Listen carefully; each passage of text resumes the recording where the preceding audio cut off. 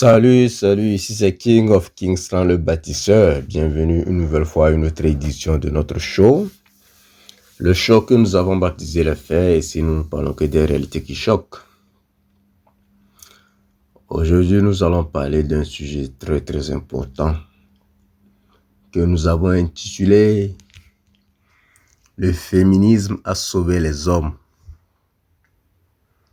Eh bien, c'est vrai. Vous allez voir pourquoi c'est vrai dans peu de temps. Avant de nous lancer dans ce podcast d'aujourd'hui, nous allons faire une petite leçon d'histoire par rapport au féminisme. Juste, on va parler de ces grandes lignes. Et disons que le féminisme à son début n'avait pas une mauvaise intention, mais comme on dit souvent, le chemin qui mène vers l'enfer est pavé de bonnes intentions. Et il y a deux types de féministes, si on peut dire. C'est-à-dire une vraie et l'autre qui est parasite. Et la vraie, il y en a, mais très peu. Un peu. La vraie féministe préfère juste la compagnie de l'homme, tout comme les hommes se délectent de la compagnie d'une honnête femme. Non pas pour un gain monétaire, mais simplement pour l'excitation et le mystère que cache le sexe opposé. Elle vit avec la conviction profonde que les hommes et les femmes peuvent exister dans un esprit d'harmonie et de partenariat.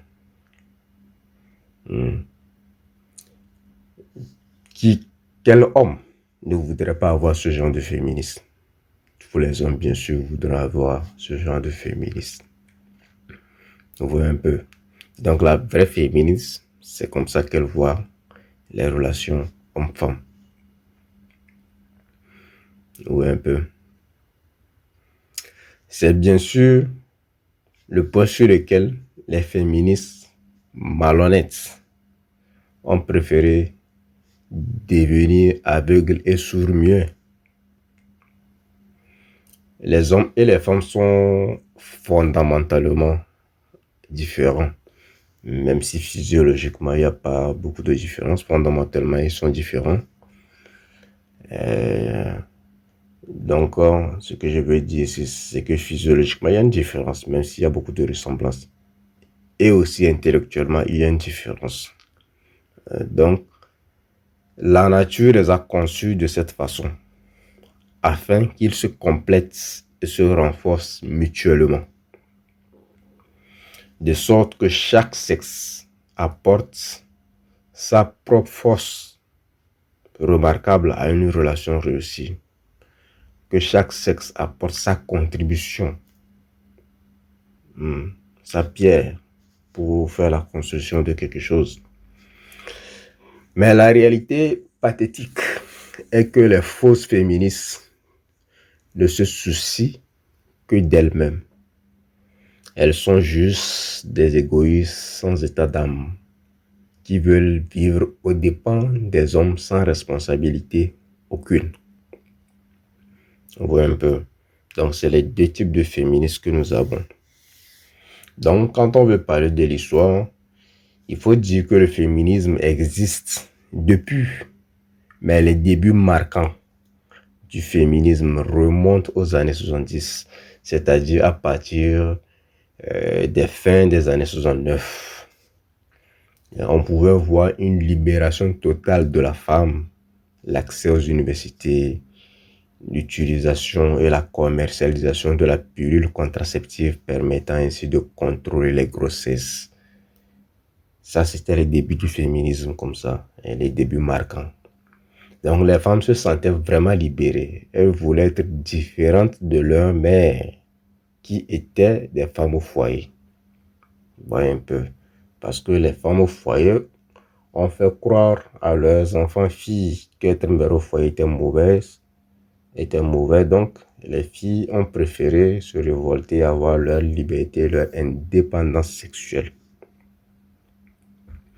Ouais, un peu. Donc, elles n'avaient plus peur des jugements de la société par rapport à leur sexualité. Selon elles, il fallait désormais satisfaire leurs pulsions sexuelles. Tout à coup, elles exigeaient des orgasmes au lieu de l'argent. Ou un peu comme les débuts marquants du féminisme ont commencé. Donc, on pouvait voir un véritable nouvel âge de l'honnêteté féminine. Un peu. Et grâce à elle, on a pu voir enfin avec évidence la fraude féminine dans les relations. Parce qu'autrefois, c'était l'homme donne de l'argent et puis la femme cohabite avec lui. C'était juste ça. Mais ces nouvelles féministes ne voulaient plus les histoires d'argent. Elles disaient qu'elles pouvaient faire les mêmes choses que les hommes. Elles enviaient la sexualité des hommes, donc elles voulaient être libres. Elles ne voulaient pas de l'argent des hommes, elles voulaient juste être libérées de façon sexuelle. Et elles ont pu réussir ça. Mais leurs actes ont ouvert les yeux des hommes. Oui, un peu. Donc, comme elles voulaient travailler comme les hommes, gagner leur propre argent, mener leur vie sexuelle comme elles l'entendent, et cela sans contrepartie, elles voulaient juste satisfaire leur pulsion sexuelle sans jugement, parce qu'elles estimaient que les hommes faisaient pareil. Donc, cette nouvelle facette du féminisme ne visait pas l'utilisation des hommes. Elle n'était pas vide. Elle visait plutôt une philosophie qui permettait aux femmes de s'instruire et de poursuivre une carrière, tout en faisant plaisir à leur corps sans les vendre. Vous voyez un peu. Donc c'est pourquoi vous allez voir que avec cette pensée, juste quelques années plus tard, il y a eu beaucoup de femmes carriéreuses, mais qui étaient seules, parce qu'elles ont emprunté cette voie-ci. Vous voyez un peu. Malheureusement, c'est maintenant que l'Afrique est arrivée à cette phase-là. Vous voyez le retard entre l'Afrique et le monde occidental. Il y a un grand fossé. Mais la réalité et la nature de la femme vont être un frein à cette nouvelle tendance de féminisme qui va mourir très tôt, juste après être née, parce que la femme, peu importe ses bonnes intentions, ne peut totalement s'empêcher de vivre aux dépens de l'homme. C'est impossible. Elle peut chanter ça comme elle veut, mais la réalité est tout autre. Ouais, un peu. Les intentions du féminisme des années 70 étaient authentiques.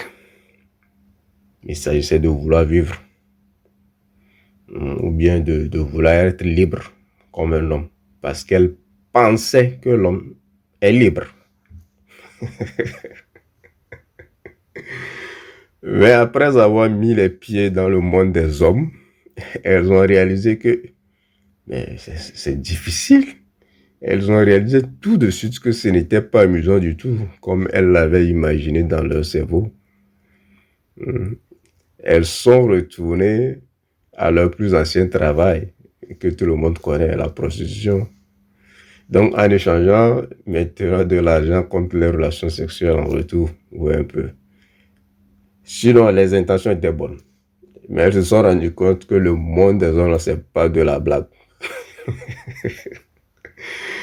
Là-bas, il faut prouver pour vivre. On ne joue pas là-bas. Ouais, un peu.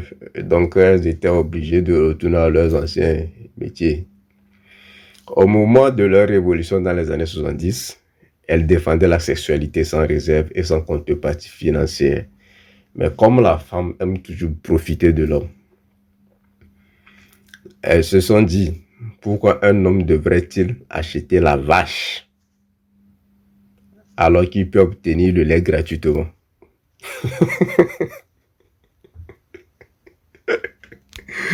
Vous voyez comment le cerveau des femmes fonctionne. Il faut forcément qu'elles manipulent quelqu'un. Il faut qu'elles aient un esclave. Je ne sais pas si elles n'ont pas ce pouvoir, elles ne se sentent pas à l'aise. C'est elles-mêmes qui ont décidé de travailler et de jouer de leur sexualité comme elles l'entendent. Mais tout de suite, Elles reviennent et elles disent que comment un homme peut-il acheter la vache s'il obtient le lait gratuitement. Et donc, ça sous-entend quoi ici? Ça sous-entend que la prostitution était de retour. Et l'amour libre, la révolution sexuelle, tout ça là, c'était évanoui tout de suite. Et désormais, il fallait faire payer les hommes pour jouer au jeu des relations sexuelles ou amoureuses. Ou un peu le jeu. C'est aussi la raison pour laquelle les féministes détestent la pornographie. Elles soutiennent que cela fait de la femme un objet sexuel et dégrade les femmes. Et pourtant, personne n'a forcé ces femmes dans cette industrie. Elles le font avec beaucoup de fierté. Tout ce qui se fait dans ce monde tourne autour du sexe de la femme parce que ça vend, c'est de l'économie. C'est la femme même qui a fait de son sexe un objet de valeur pour lequel il faut dépenser. L'homme, lui, veut juste assouvir un besoin naturel qui est le sexe. Si c'est gratuit, il prend. Si vous le vendez, il se débrouillera pour l'avoir ou pour l'acheter. Parce qu'il en a besoin. Un peu. Donc cette industrie marche parce que le sexe est interdit. Et dans ce cas, la prostitution prospère. C'est tout à fait normal. Quand quelque chose est interdit, ça va leur croire. Donc ça devient une mine d'or pour les femmes. Ou un peu. C'est pourquoi quand vous allez dans les pays arabes ou bien les pays dits très religieux, le sexe se vend très cher. Parce que c'est interdit, donc sa valeur est très chère. Mais les pays où dit libre, vous voyez que le sexe ne coûte rien. Donc c'est ça. La rareté fait monter le prix, tout simplement. Donc la sexualité naturelle et honnête sont des menaces virulentes pour la femme ordinaire. Pourquoi? Ce sont des menaces parce qu'elle craint pour son mariage. Et la femme ordinaire ici, c'est qui? C'est la prostituée malhonnête. Je vais faire un autre podcast là, vous allez comprendre pourquoi je l'appelle la prostituée malhonnête. Dans ce cas, ça ne l'arrange pas parce qu'il n'y a pas des choses comme le mariage, comme la relation romantique, pour voiler le nom de son activité. Ou un peu. Donc, bref, les féministes condamnent la pornographie ou bien la prostitution, non pas parce qu'elle déshonore les femmes, mais parce que c'est gratuit.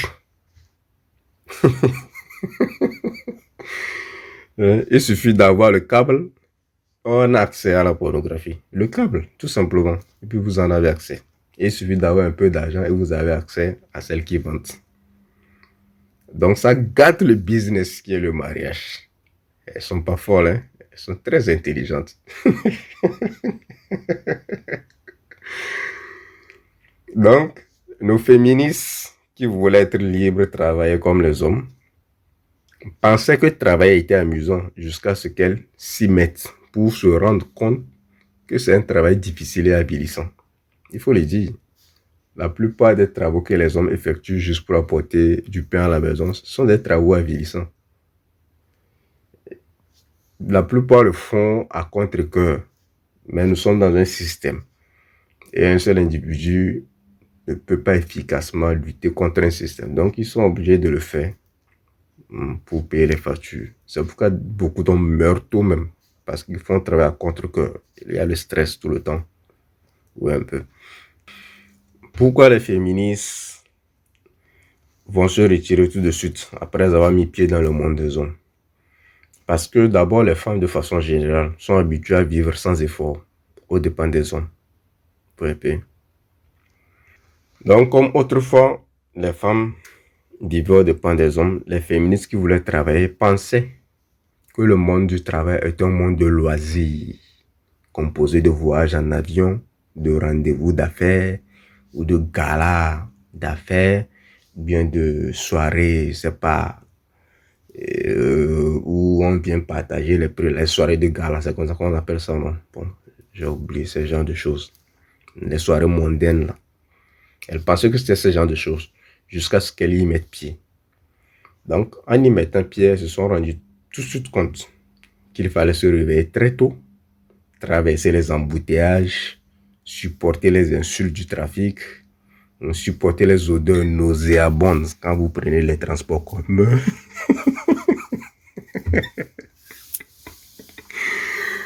Passer de longues heures au travail, à faire la plupart du temps les mêmes actions ennuyeuses, être discipliné, être rigoureux, et tout ça là, juste pour gagner sa vie. Et se sont rendus compte que c'est tout ce tralala là que les hommes faisaient pour ramener du pain à la maison. Ouais, un peu. Donc, ce n'est pas du tout une partie de loisir après avoir mis pied. Donc, elles se sont heurtées à la réalité de l'homme, qui est celui du travail acharné et de la patience, tout simplement. Eh bien oui, le succès a un prix. Et c'est le travail intelligent et acharné vers un but. Ainsi, face à la réalité choquante, elles ont recommencé à se plaindre encore des hommes, comme d'habitude. Désormais, elles blâment les hommes parce qu'elles savent maintenant le prix que payaient les hommes en travaillant 40 à 70 heures par semaine. Elles savaient désormais que travailler tue l'âme. Ça tue vraiment l'âme. Surtout si c'est un travail qu'on n'aime pas. Elles savaient désormais que travailler, c'est le stress. Ça cause des maladies, la fatigue, la non-implication dans la vie familiale, le divorce, et pas de temps pour communiquer. Ouais, un peu. Elles se sont rendues compte de tout ça. Elles se sont rendues compte qu'en fait, la vie de leur mère au foyer était la meilleure au monde. Parce que, pourquoi c'était meilleur? C'était déjà meilleur parce que d'abord, elle avait un toit gratuit, à la bouffe gratuite, au sexe gratuit. Et si les cadeaux, les sorties, tout ça, c'était gratuit, une prise en charge gratuite. Si jamais elle avait des enfants, elle avait droit à un amour inconditionnel de ses enfants qui était gratuit. Elle se sentait épanouie, aimée. Tout ça, c'était gratuit. Ses seules responsabilités, c'était de nettoyer la maison, prendre soin de ses enfants, cuisiner. Et ce qu'elle faisait tout le jour, c'était cuisiner et prendre soin de ses enfants. Les autres, là, c'était de façon... par intervalle, en fait, c'est ce que je voulais dire. Ou un peu. Mais c'est de ça qu'elles se plaignaient et elles ont encouragé leurs filles à aller dans le monde des hommes, dans le monde de la jungle, où pour gagner quelque chose, pour amener à la maison, il faut marcher sur les autres. Il faut des fois voler, des fois faire des choses horribles, juste pour gagner un pain à midi. Elles se sont heurtées à cette réalité-là. Oui, un peu. Donc, en se rendant compte de la vie de leur mère qui était au foyer, une vie où il fallait jouir sexuellement, manger, dormir, regarder la télé, faire le commérage avec les voisines, s'occuper à ses loisirs. Bref, le paradis sur terre, quoi. La seule chose qu'elles avaient à faire, comme je l'ai dit, ces femmes au foyer, c'était de maintenir la maison propre, garder les enfants, préparer pour la famille. Tous ces travaux, on ne veut pas dire que c'est négligeable.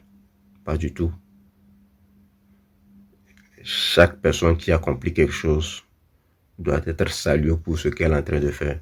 Donc, les travaux que ces femmes au foyer font, ce n'est pas du tout négligeable. Ça fait partie de la construction du foyer. Ouais, un peu.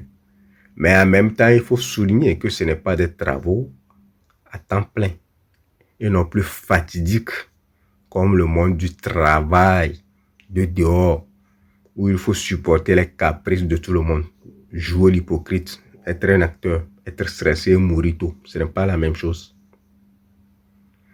Donc, nos féministes se rendant compte de cela, se rendant compte qu'en fait la vie merveilleuse que leur maman avait était le fruit du travail d'un homme qui ne se plaignait pas trop, mais essaie juste de satisfaire les besoins et d'assurer le confort de sa famille d'une manière ou d'une autre. Elles se sont rendues compte de cela. Comme leur maman leur ont menti, qu'elles se sentaient prisonnières et que leur vie était ennuyeuse, elles étaient déterminées à réussir dans un monde d'hommes. Et le mouvement des féministes leur avait aussi fait un lavage du cerveau. Eux leur avaient vendu un rêve. Vous voyez? Et vous savez que les femmes aiment croire aux rêves. Vous dites une réalité à la femme, elle ne va jamais vous croire. Mais vendez-lui un rêve, elle va vous croire. Vous pensez que pourquoi les femmes sont nombreuses dans les lieux de culte, dans les églises et les mosquées, dans toutes les religions où vous irez, les gens qui sont nombreux là, c'est les femmes. C'est parce qu'elles croient aux rêves. Vous voyez un peu. Quand quelque chose n'existe pas vraiment là, elles croient à ça. Et donc, ça n'a pas du tout été difficile de les convaincre que si elles sortent là-bas dans le monde des uns, vont avoir quelque chose. Ça n'a pas été difficile. Donc, elles se sont donc retrouvées piégées et se sont rendues compte qu'avec leur mouvement de féminisme et de libération, elles venaient plutôt d'offrir la liberté aux hommes, malheureusement pour elles, et qu'elles devenaient à leur tour les esclaves. Non, le jeu est très intéressant. J'adore. Elle s'est donc passée d'une envie de libération à une plainte et une accusation des hommes. Elles ont la rage. Et comme d'habitude, quand la femme a un problème, c'est toujours la faute de l'homme. Ou c'est toujours la faute de quelqu'un d'autre. Ce n'est jamais sa faute. Elles ont juste été trompées par les féministes de penser que la vie était facile pour les hommes jusqu'à ce qu'elles commencent à travailler. Quand elles ont découvert qu'elles devaient travailler dur pour gagner 1 centime, elles se sont réveillées de leur sommeil. Et en même temps, les hommes se sont aussi libérés et réveillés de leur sommeil. Vous voyez un peu. Maintenant, c'est un peu après l'histoire du féminisme et de la réalité dont elles ont fait face. Je parle ici des anciens féministes qui avaient une lutte authentique, qui avaient une cause authentique, une cause noble, mais quand même en se heurtant à la réalité, reviennent sur leurs anciennes méthodes. Mais maintenant, nous allons parler des nouvelles féministes là, ou bien les fausses féministes, ce que le féminisme est devenu aujourd'hui. Donc, le programme féministe de vouloir l'égalité et de vouloir travailler avait libéré les hommes de l'esclavage. Parce que les hommes aussi se sont rendus compte que, ah, donc les filles ici là, elles nous mentaient depuis là, on dormait. Donc c'est comme ça. Ah ouais. Maintenant là, c'est gagnant-gagnant. Je ne veux plus payer la vache. Je veux avoir le lait gratuit. Donc les femmes de nos jours, se rendant compte de la liberté des hommes, veulent quoi? Veulent les remettre dans le système de l'esclavage. Donc qu'est-ce qu'elles ont fait? Elles vont transformer le féminisme. Parce que celui d'avant n'était pas à leur avantage. Elles se sont rendues compte qu'avec celui d'avant, il n'y avait plus de mariage, plus de bénéfices. Elles ne peuvent plus profiter des hommes. puisque les hommes obtiennent le sexe gratuit en raison de la libération sexuelle voulue par leurs aînés il y a quelques années. C'est pourquoi de nos jours, on voit certaines femmes qui sont vraiment contre le féminisme parce que ça gâte le business. Alors, les femmes, en tout cas, moi, je vous respecte parce que c'est un jeu que vous-même vous avez créé et vous changez les règles quand vous voulez. Et c'est fascinant, vous voyez un peu, c'est très fascinant. Vous voyez.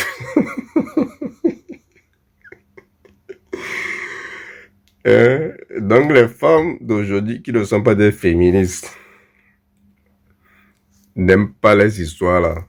Entendre les histoires de féminisme, non, ça gâte les business. Parce que si les féministes crient tout le jour qu'elles veulent l'égalité, qu'elles veulent le travail, qui va marier qui va... S'il n'y a pas de mariage, elles vont profiter comment? Elles vont utiliser qui pour survivre? Donc il faut enlever les bêtises là. Et comme ça, les gars vont acheter la vache.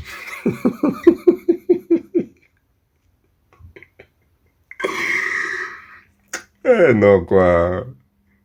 Ainsi, à l'aube des années 80, une nouvelle marque du féminisme avait émergé plutôt. Le pseudo-féministe. Moi, je l'appelle comme ça, le pseudo-féministe. Parce que l'autre, son idéologie est complètement différente de l'idéologie des années 70. Cette nouvelle marque est conçue de femmes fortes, les femmes indépendantes, les femmes victimes, les chasseuses de primes, là, ce que les Anglais appellent les gold diggers, là, les lesbiennes, les éternelles consommatrices de mode, etc. Ça, c'était la nouvelle face des féministes. Donc, ces nouvelles féministes sont sans état d'âme, il faut le dire. Leur objectif est d'esclavagiser les hommes, de les ramener sur la plantation, les utiliser jusqu'à épuisement. Elles détestent les hommes, mais veulent jouir des fruits de leur labeur. Tout ce qu'elles demandent, c'est que l'homme donne encore et encore pour leur bien-être. Toute leur stratégie consiste à piller les hommes. Donc, elles ont créé des choses telles qu'un homme pour prouver son amour, doit offrir des cadeaux à la femme, doit l'amener au resto, lui donner de l'argent de poche, des conneries comme ça. Oui, un peu, c'est elle qui a instauré toutes ces choses-là. Mais en contrepartie, qu'elle n'est pas obligée de coucher avec lui. Donc, l'homme lui fait tout ça là, gratuitement. C'est Papa Noël. Oui, un peu non. Vous voyez l'arnaque. Au moins, autrefois, avant l'arrivée du féminisme, les grands-mères donnaient quand même le truc. Elles donnaient le truc pour être chicotées un peu. Et puis, en contrepartie, il y avait les biens et les services que les hommes donnaient à la famille. Ouais, elles ne se plaignaient pas trop. Oui, un peu. Elles donnaient quand même. Elles disent qu'elles n'ont pas besoin d'hommes. Ça, c'est les nouvelles féministes. Elles n'ont pas besoin d'un homme. Qu'est-ce qu'un homme peut faire qu'une femme ne peut pas faire, et même mieux, qu'une femme peut faire mieux ce que les hommes font. Moi, à cette phrase-là, je réponds toujours aux femmes. Pourquoi vous ne descendez jamais dans les égouts pour aller racler, travailler là-bas, si vous pouvez faire mieux? Pourquoi vous ne travaillez jamais dans la construction? Pourquoi quand il y a la guerre, vous voulez que les hommes partent à la guerre? Vous pouvez faire mieux, faites mieux dans ce domaine-là aussi. Oui, un peu. Les histoires de 2 poids 2 mesures là, nous on a quitté dedans depuis.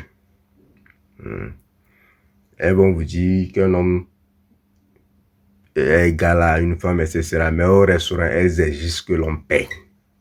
S'il ne paie pas, il est alors considéré pas, il n'est pas considéré comme un vrai homme. C'est quoi un vrai homme même? Je crois que je t'ai fait un podcast sur ça. Donc ces nouvelles féministes ont seulement donné libre cours à la cupidité de la femme et ont créé la politique de 2 poids 2 mesures. Moi, Dieu merci, je dis Dieu merci parce que ça a été quelque chose C'était très difficile pour moi, mais en même temps, peut-être la meilleure chose qui m'est arrivée dans ma vie. Je suis sorti avec une féministe et je ne le savais même pas. Parce que tous ces comportements étaient anormaux pour moi. Donc, ce qui fait que tout le temps, c'était une relation vraiment toxique. Mais j'ai beaucoup appris. Ouais. C'est peut-être la meilleure des choses qui me sont arrivées, même si ça a été vraiment toxique. Et je ne cesserai jamais de remercier cette féministe-là parce que elle m'a libéré.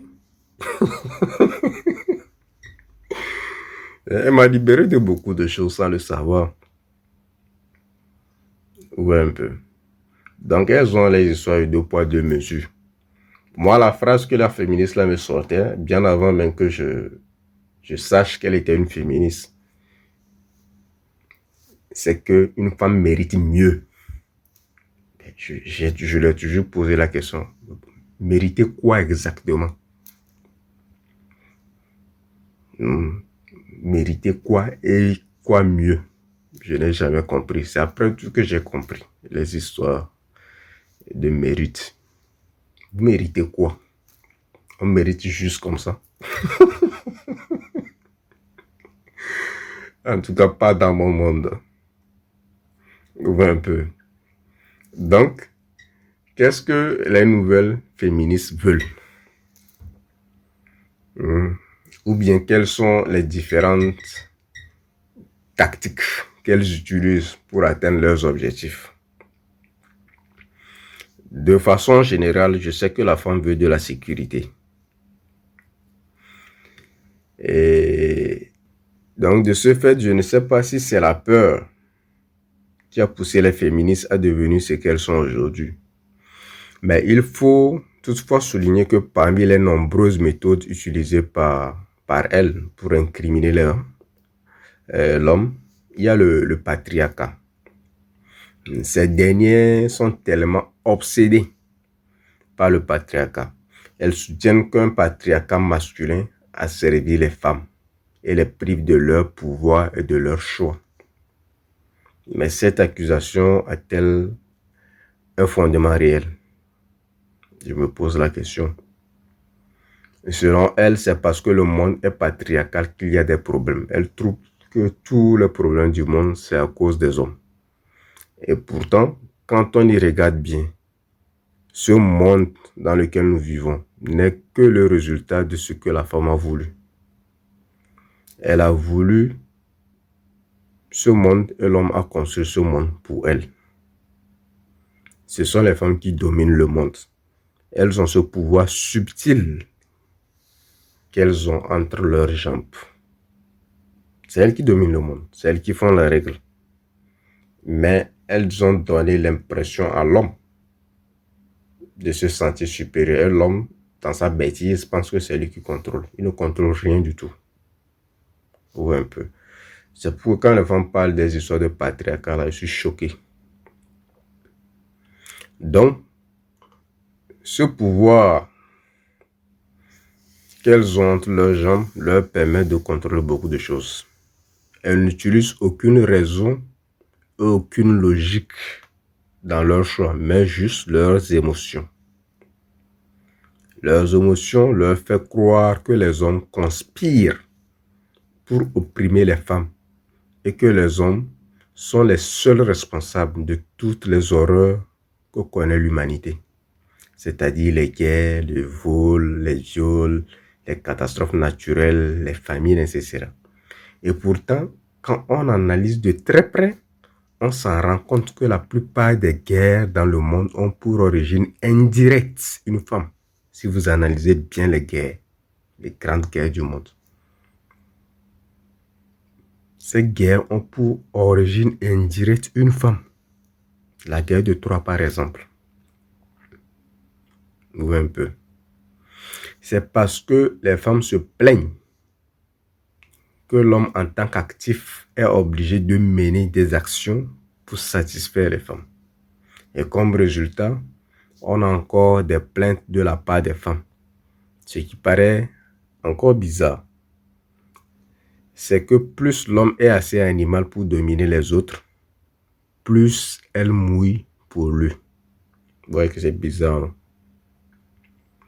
Les hommes se sont retrouvés à faire la lutte des femmes, c'est-à-dire la compétition. Et pourtant, c'est les femmes qui aiment la concurrence. Et pour avoir une société plus juste selon elles, il y en a qui vont même jusqu'à proposer la castration. Vous voyez un peu que c'est grave, non? Proposer la castration. D'autres ont même proposé de faire disparaître complètement le genre. C'est-à-dire que les humains vont être considérés comme des gens unisexes, qu'il n'y a pas le féminin et le masculin. Ça, c'est des bêtises. Celles qui sont encore trop jalouses des hommes deviennent des hommes ou encore restent femmes, mais avec une queue. Je sais que c'est un sujet sensible, mais il n'y a que de la confusion, de l'incrimination des hommes afin de justifier leur rôle de victime, volontaire bien sûr. Et une fois étant victime, elles pourront avoir de l'attention. Je vous l'avais déjà dit, le but ultime de toutes les femmes, c'est d'avoir de l'attention. Mais il y en a qui exagèrent dans leur façon de l'obtenir. Oui, un peu. Une autre plainte des féministes modernes est qu'elles accusent les hommes d'être responsables des femmes qui meurent des symptômes liés à l'anorexie ou encore à la boulimie. Je me demande comment un homme peut être responsable de l'anorexie ou bien de la boulimie d'une femme. Elles disent que chaque année, au moins 150 000 femmes meurent. Ouais, un peu. Mais c'est juste de la manipulation des émotions de la société, puisque le nombre réel, selon les statistiques gouvernementales, est d'environ 100. Ouais, un peu. 100, je vous dis. C'est les femmes qui meurent de ce genre d'histoire. Il y a les femmes qui disent qu'elles deviennent boulimiques parce que leur homme les a abandonnées, bien les a brisé le cœur. Quand on brise le cœur de quelqu'un là, c'est les chocolats qu'on mange. C'est le cœur qui a mal. Ben, le chocolat va soigner le cœur. Je n'ai jamais compris cette affaire-là. Celles qui refusent de manger catégoriquement. C'est en ne mangeant pas que vous allez soigner votre cœur. Et si vous voyez souvent même les zones qui les ont brisé les cœurs, c'est les zones qu'elles ne peuvent pas avoir dans leur vie.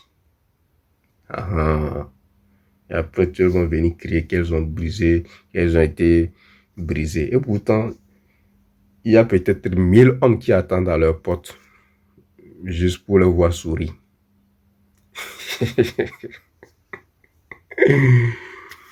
Ouais. Les hommes ne sont pas responsables des femmes qui décident de ne pas manger pour ressembler à des stars de magazines. Les hommes ne sont pas du tout compliqués. Un peu. Les hommes ne sont pas compliqués. Pour un homme, les critères qu'il veut d'une femme là. 1. Est-ce que la femme là respire? 2. Est-ce qu'elle a 2 seins? 3. Est-ce qu'elle a un VAGIN? Ou un peu. Peut-être 4 pour ceux qui sont un peu trop exigeants. Est-ce qu'elle est jolie ou bien est-ce qu'elle a de jolies courbes? C'est tout. Ça, c'est pour ceux qui sont exigeants. Sinon, la plupart d'hommes ne sont pas exigeants. Tant que la femme respire, a 2 seins et un VAGIN, ils sont prêts à tirer. Ils sont prêts à payer pour le prix. Ouais, un peu. Donc, les hommes ne sont pas compliqués. Pas du tout. Ils sont très simples. Les hommes ne sont pas trop sur les détails comme les femmes. Donc, si les femmes souffrent de ce genre de maladie, c'est parce qu'elles sont trop obnubilées par leur propre image. C'est-à-dire que le narcissisme au summum. Oui, un peu. Supposons même que certains hommes préfèrent certains types de femmes. Si un homme ne vous aime pas parce que vous êtes mince ou grosse, À mon humble avis, soit il vous quitte pour trouver ce qui est à son goût, ou soit vous le quittez pour trouver quelqu'un qui ne vous dira pas de changer. C'est simple. Je suis avec toi et je n'aime pas ta forme. Mais il faut que je trouve autre chose. Au lieu de rester avec toi et rendre la relation toxique, au lieu de rester avec toi et toi tu fais des efforts pour maigrir parce que moi je préfère une femme mince, ça c'est pas des relations ça. Il faut pas compliquer la vie. Il faut pas du tout compliquer la vie. Un peu. Quand vous voulez porter des chaussures et que vos pieds sont plus longs que la chaussure ou bien que vos pieds n'entrent pas. Supposons que vos pieds sont plus longs que la chaussure. Vous n'allez pas couper vos pieds pour pouvoir mettre les pieds dans les chaussures. Vous cherchez des chaussures qui vont aller à vos pieds. C'est comme ça. Donc pourquoi les gens veulent forcer des relations en se forçant de maigrir ou bien de grossir pour plaire à quelqu'un d'autre? Ça, c'est des conneries. Oui, un peu.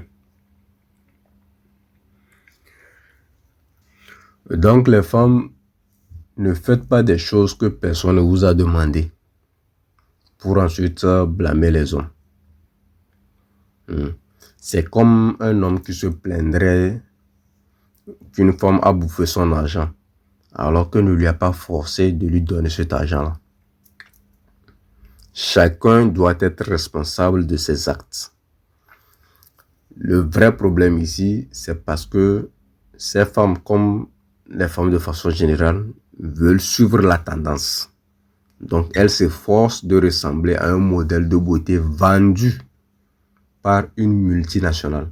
Et cela dans l'espoir de décrocher un homme riche. C'est ça l'objectif. Donc, en fait, ces féministes ne veulent rien faire. Je parle des féministes modernes, bien sûr. Elles ne veulent rien faire. Elles veulent juste se présenter et bénéficier du travail de l'homme. C'est pourquoi un moyen aussi sûr qu'elles utilisent souvent, c'est de dire qu'elles ne sont pas des objets sexuels et que les hommes doivent considérer leur comportement et leur caractère au lieu de les regarder comme un morceau de viande. Mais quand un homme qui n'a rien ou qui gagne modestement sa vie se pointe, les traite avec respect, cherche vraiment à les connaître et à bâtir un truc solide et sérieux avec elles, elles vont tout de suite les juger de vauriens et de pauvres, car ces hommes n'ont rien à leur offrir selon elles. Je parle de ces mêmes féministes qui disent qu'on n'a qu'à considérer leur caractère pour être en couple avec elles. C'est les mêmes qui traitent les hommes modestes de pauvres. Ou un peu le jeu. C'est un jeu. Elles vont aussi généralement se dénuder dans leurs manifestations. Je pense que tout le monde a déjà vu. Souvent, il y en a qui se mettent seins nus comme ça, au beau milieu de la route. Moi, je vois ça tout de suite, je bande. Sans blague. Ouais.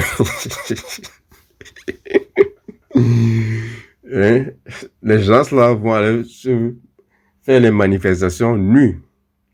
En plein boulevard, sur un grand boulevard comme ça, elles sont nues. Elles manifestent et elles disent qu'il ne faut pas qu'on les traite comme des morceaux de viande. Ou un peu. Elles exhibent leur sein, leur nudité, tout en sachant que cela excite les hommes. En tout cas, moi, ça m'excite. Ou un peu. Ensuite, elles vont se plaindre que les hommes les considèrent comme un morceau de viande. Elles crient l'égalité seulement que quand ça les arrange. C'est-à-dire la politique de 2 poids, 2 mesures. C'est toujours les mêmes qui crient égalité, mais ne veulent pas participer aux dépenses quand elles sont en couple. Où est l'égalité là? Elles disent haut et fort que l'homme doit assurer tout ce qui est financier parce que c'est un homme et que c'est comme ça. Où est l'égalité dont elles parlent? Regardez un peu, la plupart des femmes deviennent riches suite à un divorce. Mais cela, les féministes ne le voient pas. Elles se plaignent de la différence des salaires entre les hommes et les femmes. Mais les hommes sont obligés d'être plus ambitieux, de travailler plus d'heures et d'accepter des pauses plus indésirables ou dangereux afin de subvenir aux besoins et demandes frivoles de leurs femmes, la plupart du temps. Les femmes occupent des emplois à faible revenu parce qu'ils sont faciles, sûrs et nécessitent une formation moins rigoureuse. De vous à devenir directeur d'une compagnie de pétrole, vous voyez le travail qu'il faut abattre avant d'arriver à ce poste. Et devenir infirmier dans une clinique quelque part, vous voyez le travail qu'il faut abattre pour arriver là-bas. Je ne néglige pas ce travail, mais ce n'est pas les mêmes efforts. Donc je ne comprends pas pourquoi les gens veulent qu'on paie les mêmes salaires. C'est impossible. Oui, un peu. C'est impossible. On doit payer chacun selon ses performances. Et c'est ça que les féministes ne veulent pas comprendre. Oui, un peu. Donc, la société accorde aux femmes le choix d'élever une famille à la maison ou de poursuivre une carrière. Mais les hommes n'ont pas ce choix. Ils ne bénéficient pas d'une telle option. Si vous êtes un homme, vous allez travailler. Point barre. Les femmes inaptes et non qualifiées sont autorisées à piloter des avions pour se plier à un programme féministe. Parce qu'elles veulent voir les femmes partout. Avec parfois des résultats tragiques même, ces femmes-là qui conduisent les trucs. Ouais, un peu. Mais si un officier masculin apprécie visuellement une forme féminine ou laisse passer une femme pour une promotion, il peut être accusé de harcèlement sexuel. Et cela peut entraîner quoi? La ruine de sa carrière. Même si l'accusation est chuchotée de manière anonyme. Entre-temps, il s'est passé un truc en France là. Il y avait une femme là qui avait accusé un grand monsieur de quoi? J'ai oublié l'incident, j'ai oublié même le nom. Je crois que c'était une femme noire comme ça là. Une femme noire qui avait accusé un monsieur blanc là de quelque chose. J'ai oublié l'histoire, mais je suis sûr que vous allez vous souvenir. Vous voyez? Et c'est dans ce monde-là que nous vivons. Il suffit seulement qu'une femme dise quelque chose, qu'elle soit ça vrai ou faux, vous pouvez... Ça peut foutre votre vie en l'air. Donc, il faut faire très attention. Oui, un peu. Donc, ce que je tiens à dire ici à nos sœurs féministes, c'est que pour avoir un salaire élevé, il faut travailler beaucoup. Donc, la seule chose qui empêche les femmes d'accéder au salaire élevé et au poste de travail élevé, c'est le travail. Il n'y a pas de magie, c'est le travail. Et ça, la plupart des femmes ne veulent pas comprendre. Le fait même que les hommes meurent beaucoup plus tôt que les femmes est du stress et à l'effort acharné pour faire vivre les femmes et les enfants. Elles veulent travailler, mais ne veulent pas aussi partager leur argent avec leur homme. Donc l'homme se retrouve seul à supporter tout ce poids financier. En contrepartie, qu'est-ce qu'il reçoit? Rien, un sexe ennuyé, tout simplement. Oui, un peu. Et en plus de cela, elles veulent jouir de tout son argent à lui. Bref, elles disent souvent ceci: l'argent de leur homme, c'est leur argent, et leur argent, c'est leur argent aussi à elles. Ou un peu de deux poids, deux mesures. En fait, elles jouent malin, manipulent l'opinion publique par leurs émotions et en manipulant l'émotion publique en essayant de montrer que l'homme opprime la femme. Elles vont se victimiser, attirer l'attention et elles sont satisfaites. Et elles relancent l'algorithme. Ouais, un peu. La vérité, c'est que les femmes ne veulent pas de l'égalité. C'est ça qui est la vérité. Elles veulent seulement quand ça les arrange. Elles veulent l'égalité jusqu'à ce que la facture arrive. Ou jusqu'à ce que la guerre arrive. Au moment du Covid, tout le monde a vu. Le Covid, là, c'était une guerre.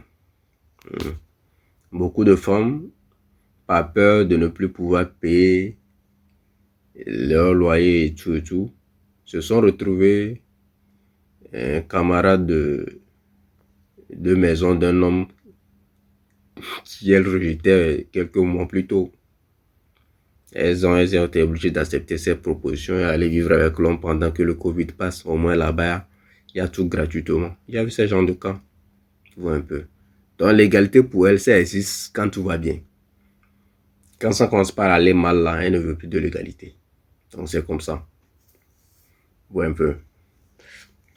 Quand il faut se sacrifier, il n'y a plus d'égalité. En ce moment, elle cherche les hommes et disent que c'est le travail des hommes. Mais quand il faut jouir de quelque chose, là, il y a l'égalité. Donc, en fait, qu'est-ce que nos sœurs là ont fait? Elles ont créé une société qui privilégie les femmes. C'est les hommes qui vont en guerre, c'est eux qui réfléchissent pour inventer les choses, c'est eux qui prennent le risque de courtiser les femmes et d'être rejetés. C'est eux qui sont les derniers à être sauvés en cas de catastrophe naturelle. C'est eux qui doivent être riches avant de mériter la reconnaissance de leur existence ou de mériter le sexe.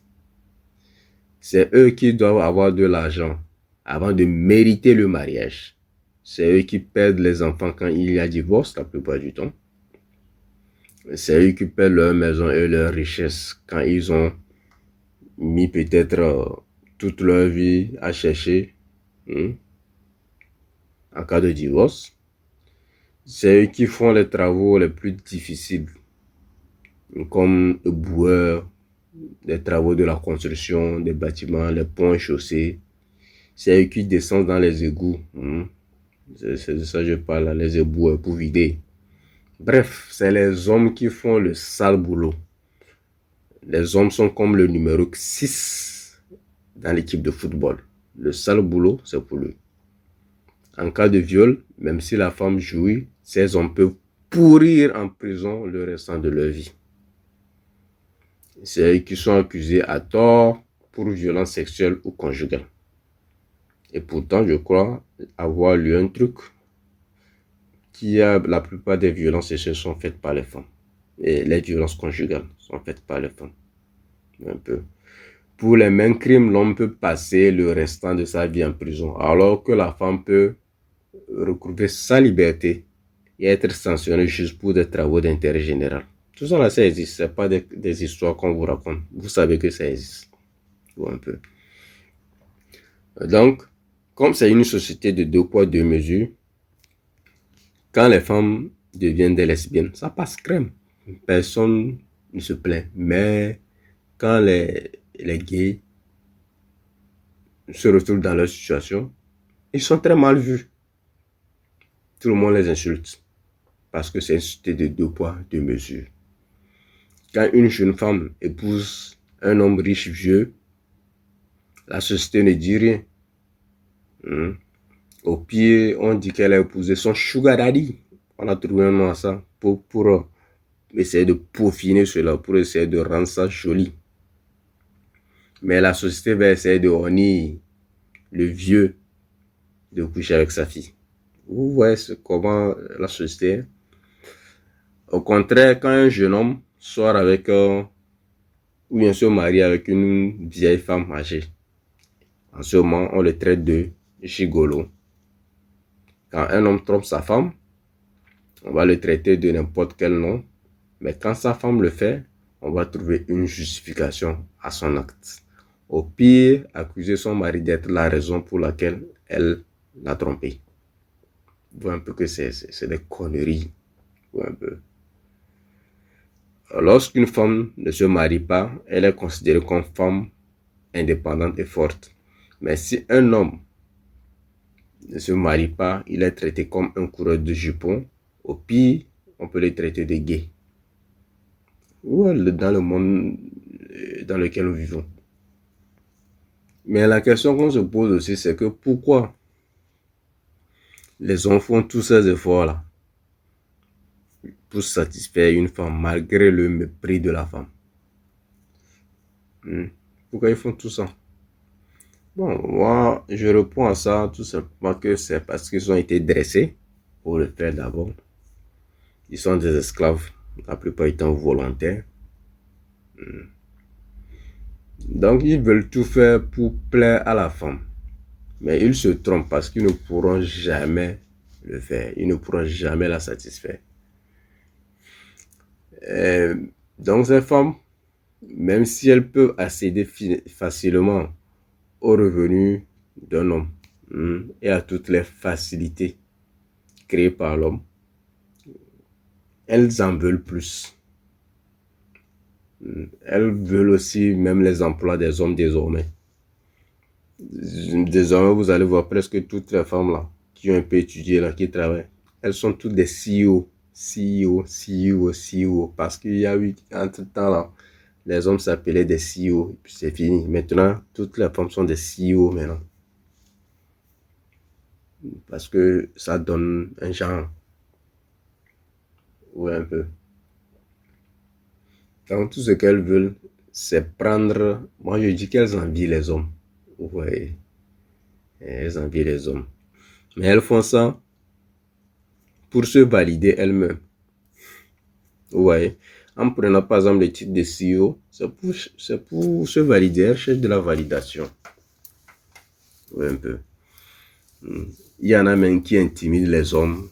Elles disent que les hommes ont peur des femmes fortes, ou bien que les hommes ont peur des femmes indépendantes.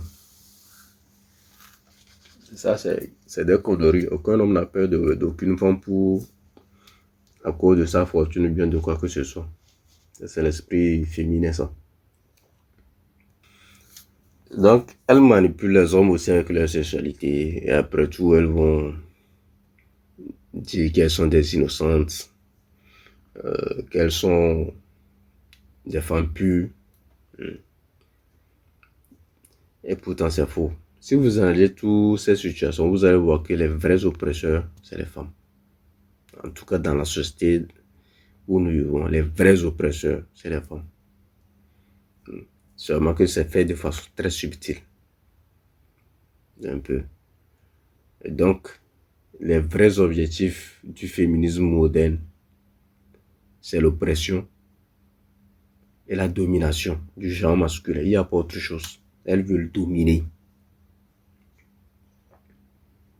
Oui, un peu. Pourquoi elles crient souvent à l'égalité? Elles crient souvent égalité parce qu'elles ne paient rien. C'est pourquoi elles crient l'égalité. Si elles paient quelque chose, parce qu'elles vont parler de l'égalité. Mais Dieu merci, leurs aînés nous ont montré leur vraie face. Quand elles ont goûté un peu au monde des hommes, elles sont retrouvées tout de suite à leur ancien métier. C'est ça qui m'a plu. Un peu. Quand elles se plaignaient qu'elles étaient considérées comme des objets sexuels, ce qu'elles ont oublié, c'est que leur anatomie définit leur destin. Tout comme celle des hommes les a rendus esclaves. L'anatomie de la femme définit son destin parce que plus la femme est belle, plus elle ne va même pas souffrir dans ce monde. En tout cas, pour sa survie, elle n'aura jamais à souffrir.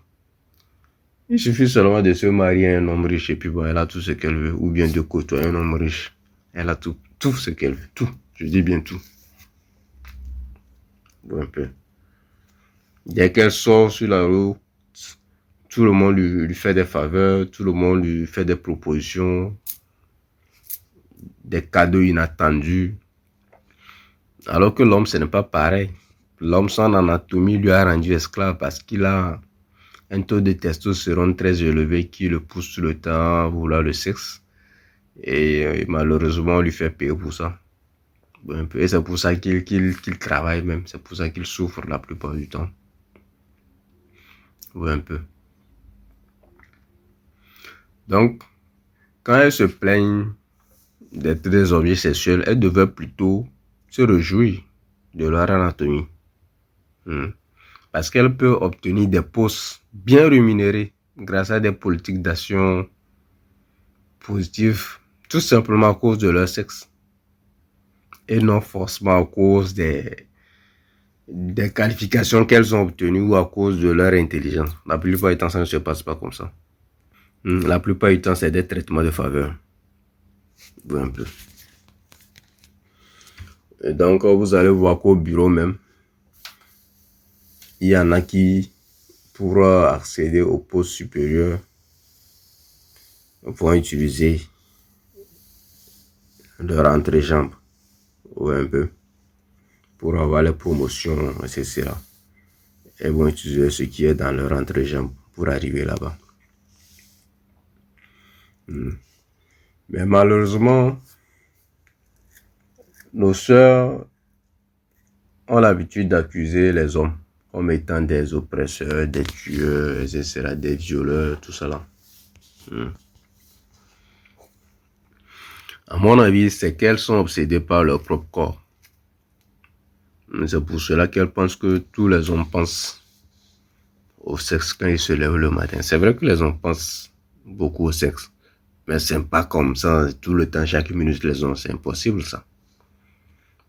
Pour un peu. Alors que la femme, quand elle voit l'homme tout de suite, elle pense que l'homme est en train de penser à elle pour coucher avec elle. Des trucs comme ça, des trucs, je sais même pas d'où ça vient.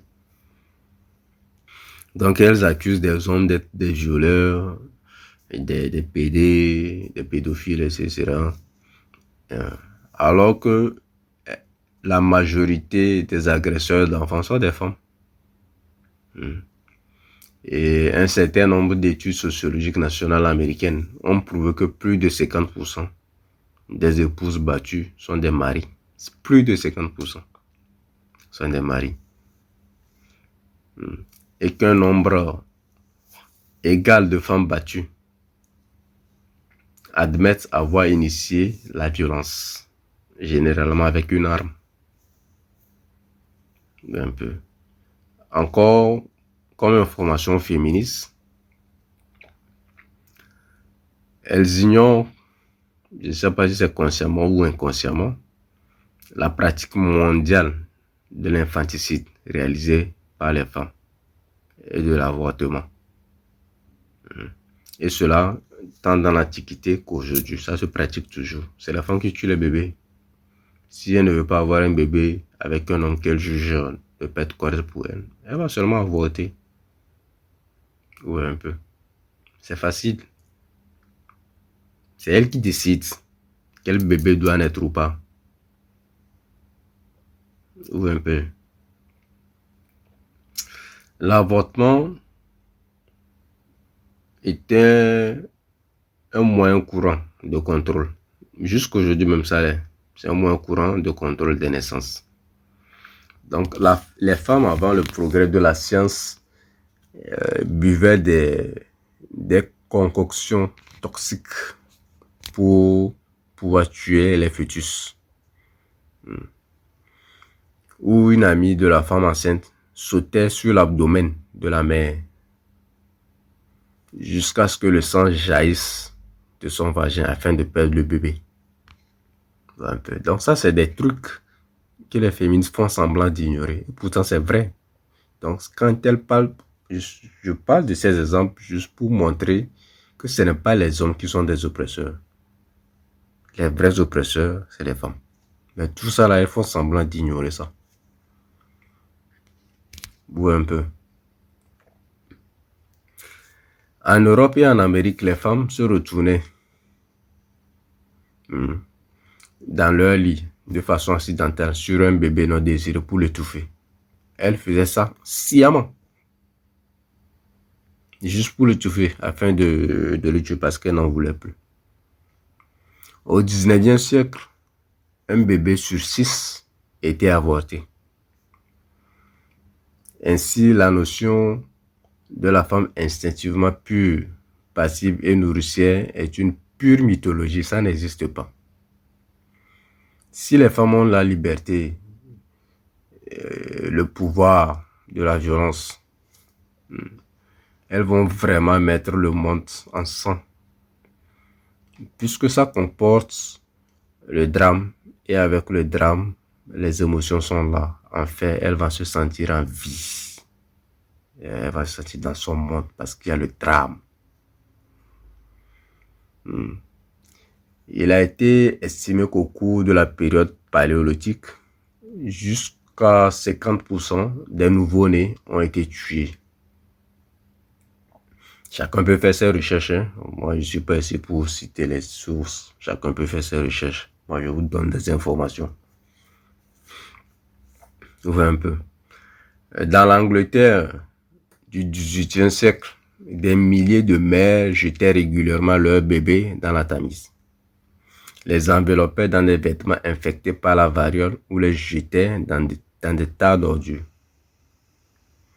Et ça, on le voit beaucoup en Afrique de nos jours. L'infanticide est encore largement pratiqué dans les pays sous-développés comme moyen de stabiliser la croissance démographique, surtout lorsque les ressources alimentaires sont rares. Ça, on voit ça tous les jours en Afrique.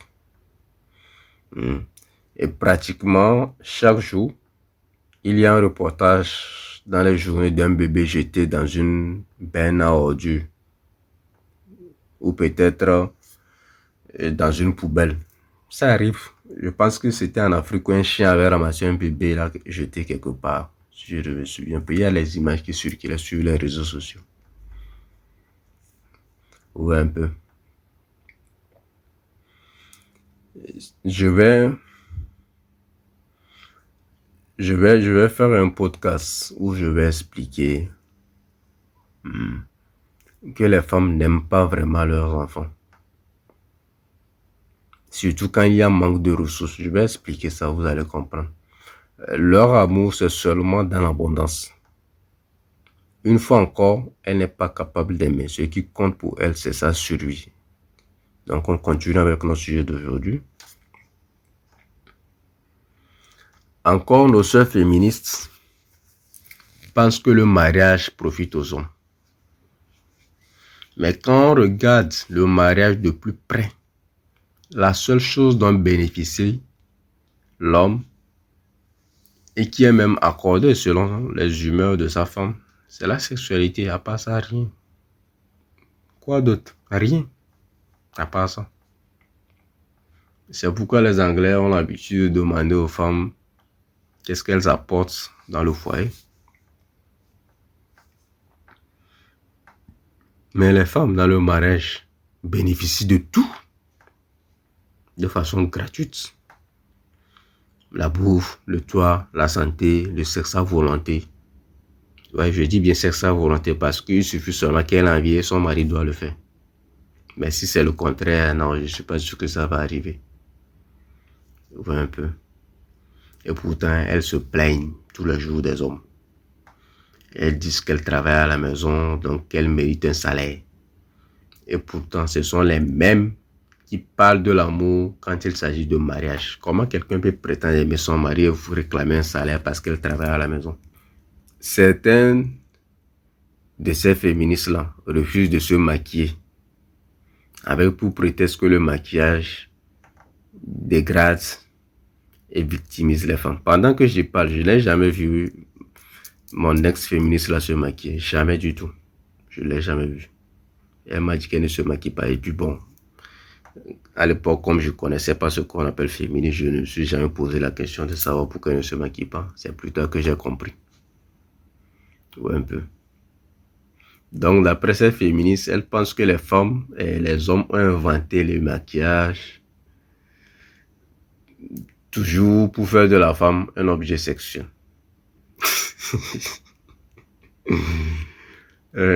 En fait, le problème avec les féministes, vous savez ce que c'est qu'elles pensent qu'elles sont plus intelligentes que les autres femmes. C'est tout ça le problème. Mais elles veulent la même chose que les autres femmes. C'est-à-dire vivre aux dépens des hommes. Elles veulent tous la même chose. Mais je ne sais pas pourquoi elles pensent qu'elles sont meilleures que les autres femmes. Oui, un peu. Maintenant, ici, je vais parler un peu des caractéristiques des féministes. La remarque qu'on peut faire avec les féministes, c'est que la plupart sont juste des femmes blessées dans leur âme. Blessées dans leur âme, je le dis bien. Des femmes aigries et amères qui jouent les victimes. La plupart sont juste laides. et jalouse des hommes parce que l'homme, c'est le beau sexe. Une femme très belle que la nature a gâtée n'a pas le temps pour lutter contre les hommes. Elle est plutôt occupée à jouir des biens et services que ces hommes peuvent lui offrir.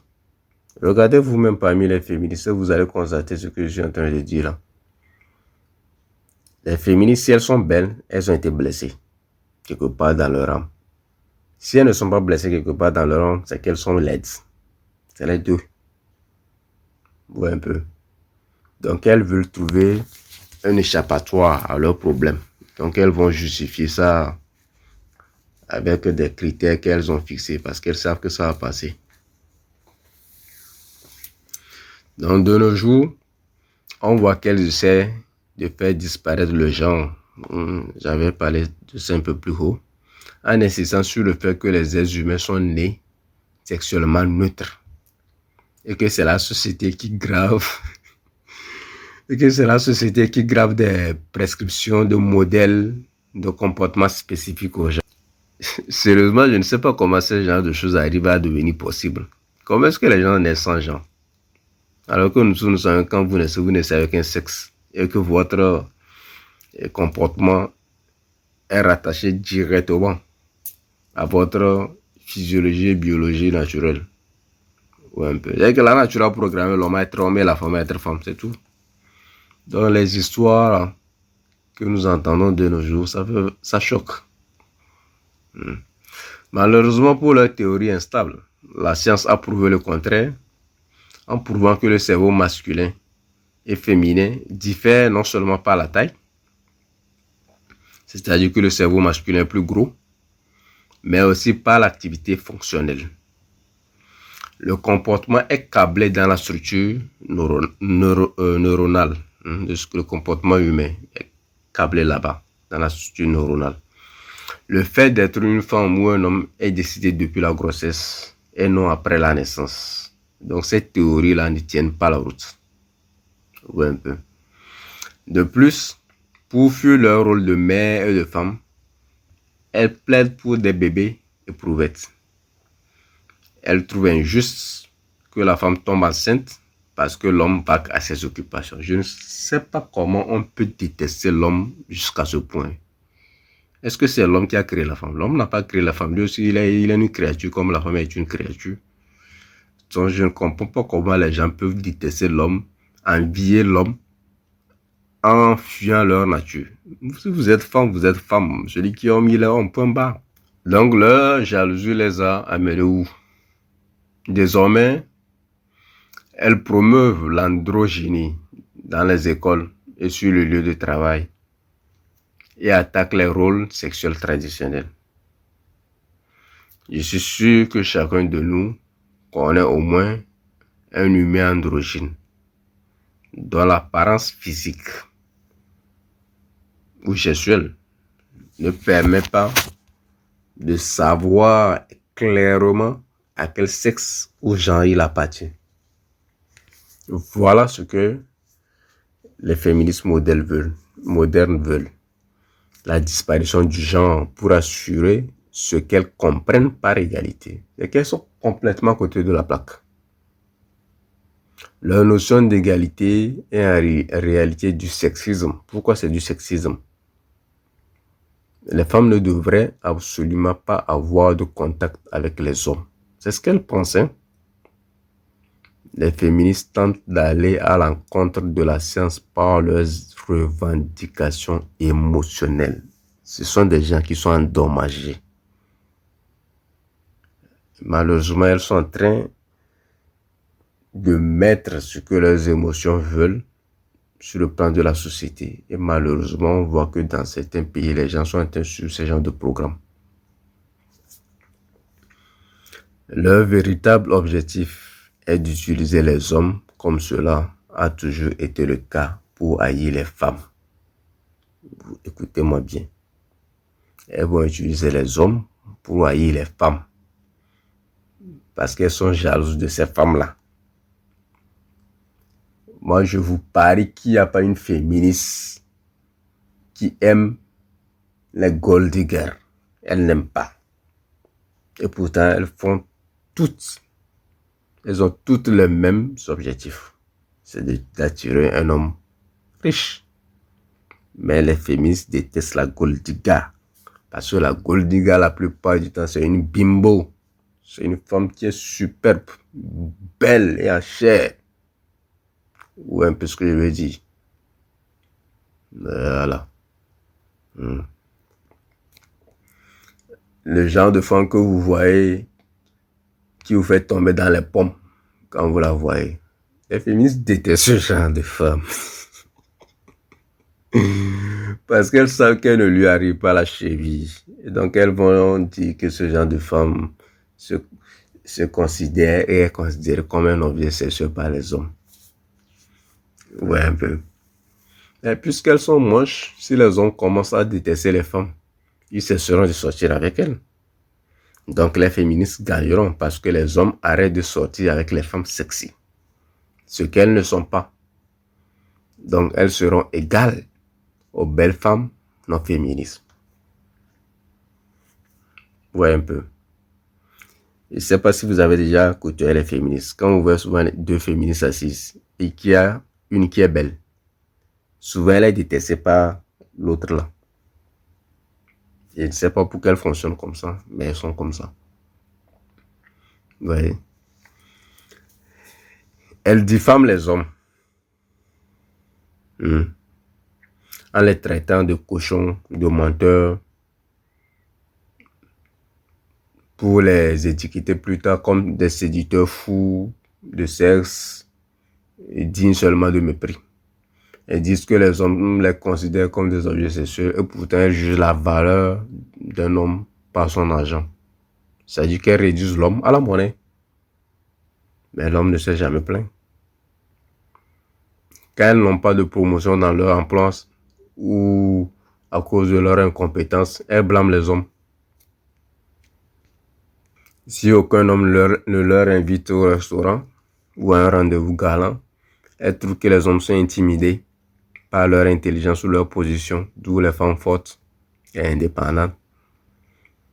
Elles ne pensent pas que c'est à cause de leur arrogance ou de leur mauvaise attitude, ou encore peut-être à cause de leur laideur. Elles ne pensent pas que c'est juste à cause de ces causes-là. Elles pensent que c'est parce que les hommes sont bêtes ou bien je ne sais pas trop. Quand elles ne trouvent pas de mari, par exemple, c'est que les hommes ne peuvent pas ou ne veulent pas s'engager, qu'ils ont peur. Elles ne pensent pas que peut-être c'est dû à leur attitude chiante. En tout cas, moi, je ne veux pas vivre avec ce genre de femme parce que c'est un cauchemar. Je vous le dis, j'ai déjà fait cette expérience. C'est un vrai cauchemar. Et peut-être que je parlerai de cette expérience. C'est un vrai cauchemar. Et vous êtes vidé de votre énergie. Non, ça là, je ne veux plus jamais répéter ça dans ma vie. C'est pas bon pour la santé, je vous le dis. Mais il faut noter que les féministes ont déjà échoué. Elles ont échoué. Je vais expliquer pourquoi elles ont échoué. C'est un mouvement qui a échoué parce qu'il pervertit la nature. C'est-à-dire le fait de fuir sa vraie nature. Personne ou bien aucune créature dans ce monde ne peut fuir sa nature. C'est impossible. La nature va toujours le rattraper.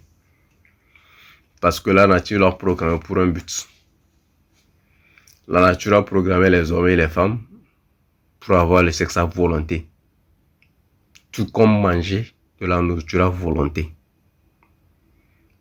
Comme les féministes sont guidées par leur propre agenda et leur propre intérêt, qui sont l'égoïsme et la cupidité, elles ne comprennent pas que les hommes et les femmes sont intrinsèquement différents, à la fois physiquement et mentalement, et que chacun doit jouer son rôle pour le bon fonctionnement de la société. Au contraire, elles veulent aller en guerre contre la nature. C'est un mouvement qui ne marchera pas. C'est un mouvement qui est raté parce que à sa racine, il n'avait pas un véritable désir de changement social, mais une intention de contrôler l'homme en essayant de manipuler sa sexualité pour ses propres besoins et d'insatiété. Oui, un peu. Tout ce qu'elle a entraîné, c'est... Je parle bien sûr de ce mouvement, donc tout ce que ce mouvement a entraîné, c'est une génération de femmes solitaires, criant haut et fort qu'elles sont des femmes fortes et indépendantes. Et pourtant, elles sont très, très, très seules. Et pourtant, dans la nuit, elles pleurent seules dans leur appartement de luxe. Oui, elles vont pleurer. Elles n'ont pas encore pleuré, elles vont encore pleurer plus que ça. Elles vont pleurer parce que la nature a programmé la femme pour être un être social et non un être seul. La femme n'est pas un être seul. Elle ne peut pas vivre seule. Un peu. Donc malheureusement, le féminisme est un mouvement qui a creusé son propre trou, a permis à l'homme de se réveiller et de voir la vraie nature de la femme. Au moins autrefois, les hommes avaient accepté l'esclavage volontaire. Il suffisait de les tromper avec un peu de semblant d'amour et de sexe. Et ils étaient prêts à aller contre vents et marées pour satisfaire la femme. Mais nos sœurs féministes n'ont pas été capables de voir plus loin que le bout de leur nez. Elles ont été inconscientes de toute réalité plus large que la portée de leur ego et de leur logique, si elles en ont une. Donc, ce qu'elles exigent, c'est des privilèges, et une fois qu'on leur accorde ces privilèges, elles considèrent cela comme un droit et veulent plus. D'où l'expression « je mérite ». Le féminisme est un modèle qui a servi à la tromperie et le désespoir des femmes. Aujourd'hui, la femme est seule, même si elle a, je sais pas, un travail, quoi là, elle est seule. Et son avenir n'est pas aussi... En tout cas, sur le plan sentimental, il n'y a rien de promettant. Il n'y a rien. Quand vous regardez à l'horizon, il n'y a rien. Un peu. Parce que les hommes ne dorment plus, ils se sont réveillés aussi. Surtout avec les histoires de pilules rouges qui pullulent un peu partout. Beaucoup d'hommes sont en train de se réveiller. Et cela agace les femmes. Ça les agace parce qu'elles maintenant elles sont obligées de confronter la vérité sur l'égalité des sexes, ce qu'elles ont prôné depuis longtemps. C'est maintenant que ça va commencer.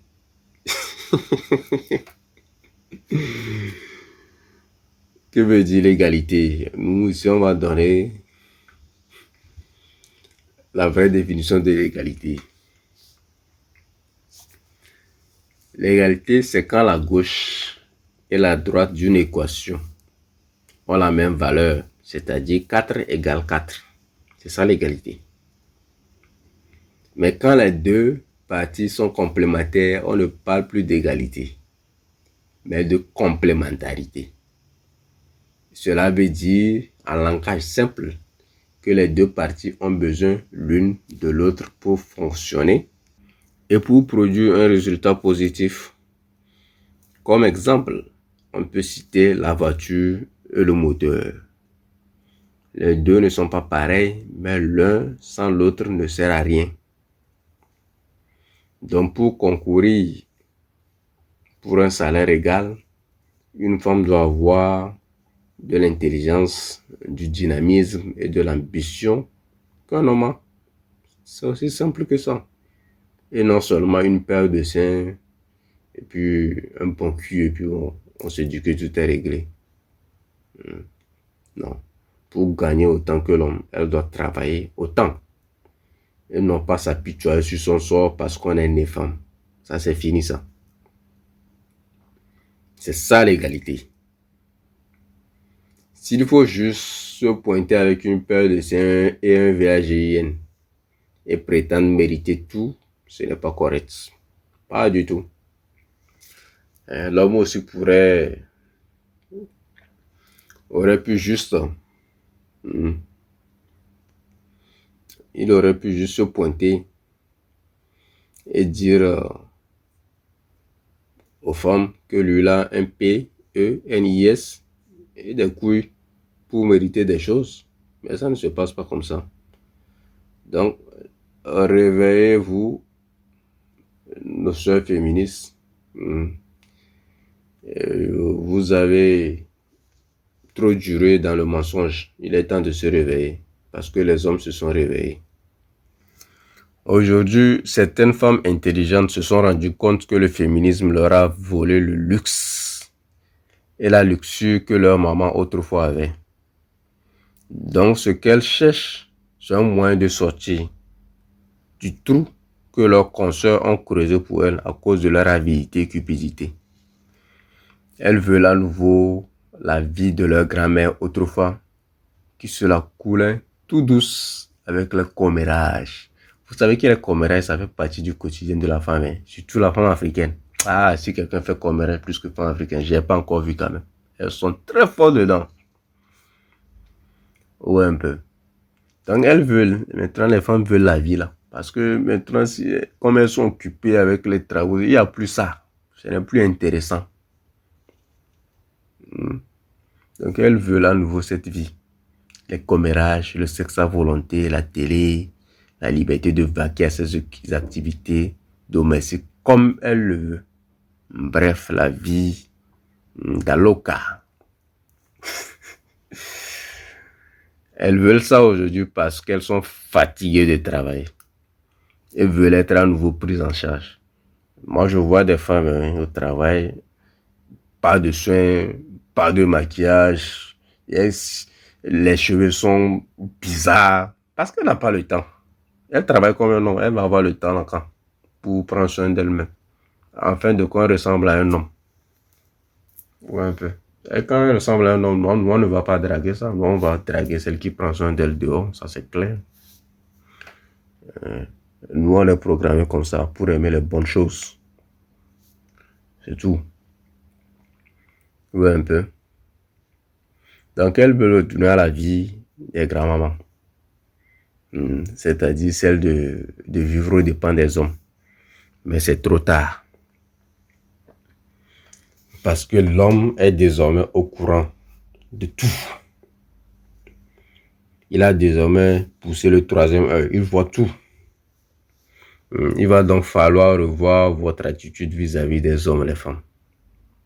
Devenir plus humble.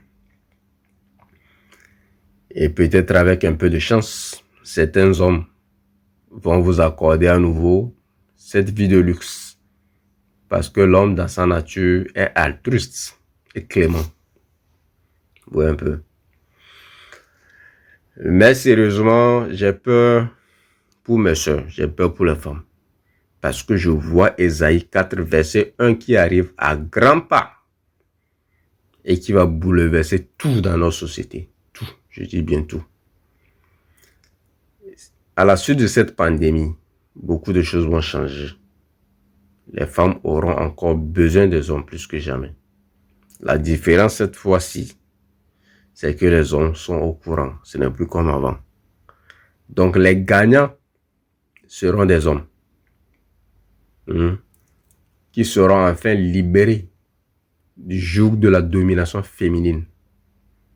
Les femmes seront les perdants, bien sûr, à cause d'une guerre inutile qu'elles ont menée contre la nature elle-même.